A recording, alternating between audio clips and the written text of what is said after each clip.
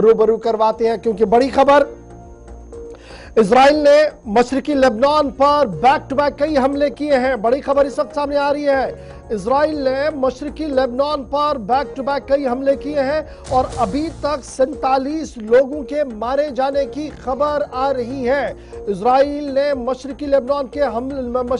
के कई इलाकों पर हमला किया है और इन हमलों में 47 से ज्यादा लोगों के मारे जाने की खबर आ रही है और 48 के करीब ऐसे मकामात हैं जो बॉर्डर बेल्ट के इलाके हैं जहां पर हमले किए गए हैं। इन हमलों के बीच हिजबुल्लाह का बयान कि हिजबुल्लाह ने भी पलटवार वापस कर दिया है। बड़ी खबर, इजराइल की तरफ से एयर स्ट्राइक्स किए गए हैं। मशरकी और मगरबी लेबनान के कई इलाकों को निशाना बनाया गया है और आजाद ज़राइयों के मुताबिक अभी तक 47 के करीब लोगों के मारे जाने की खबर है। गवर्नर जो मुख्तलिफ इलाकों के हैं लेबनान के अंदर, उनकी तरफ से इस बात की तस्दीक कर दी गई है कि जो दूर दराज के इलाके हैं और बॉर्डर बेल्ट से उन्हें निशाना बनाया गया है और अभी भी वहां से जख्मियों को बाहर निकालने का काम शुरू कर दिया गया है। इजरायली मिलिट्री की तरफ से यह साफ कर दिया गया कि तकरीबन 48 मकामात ऐसे हैं जहां पर एयर स्ट्राइक किया गया साउदर्न और ईस्टर्न लेबनान के अंदर,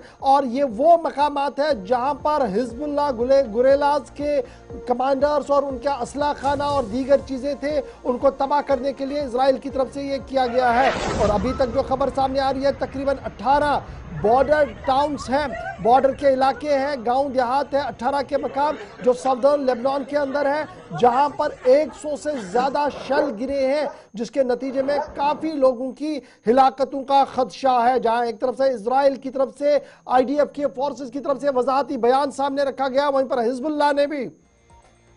बयान जारी करते हुए यह साफ कर दिया है कि उनके गुरेलाज की तरफ से वापस पलटवार किया गया है और सेंट्रल इजराइल पर कई बैक टू बैक मिसाइल दागे गए हैं और उन मिसाइलों में कई लोगों के मारे जाने की खबर आ रही है। यह हिजबुल्लाह के तर्जुमान की तरफ से कहा गया है। ताम आलमी ताकतें इस तमाम मामला पर नजर रखे हुए हैं। अक़वाम मुत्तहिदा अपने तरीके से इस पर नजर रखा हुआ है और दीगर इदारों की तरफ से बयानात का सिलसिला जारी है। तकरीबन 47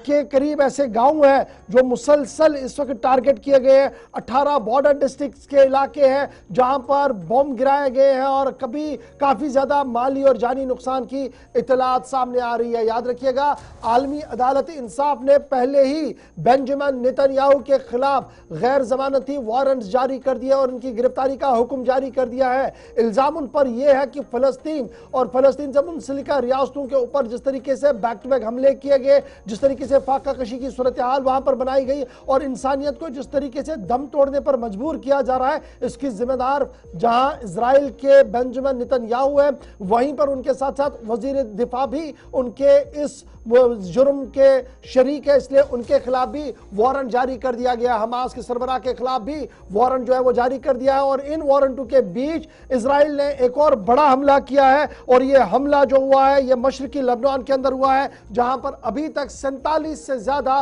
लोगों के मारे जाने की तस्दीक हो रही है।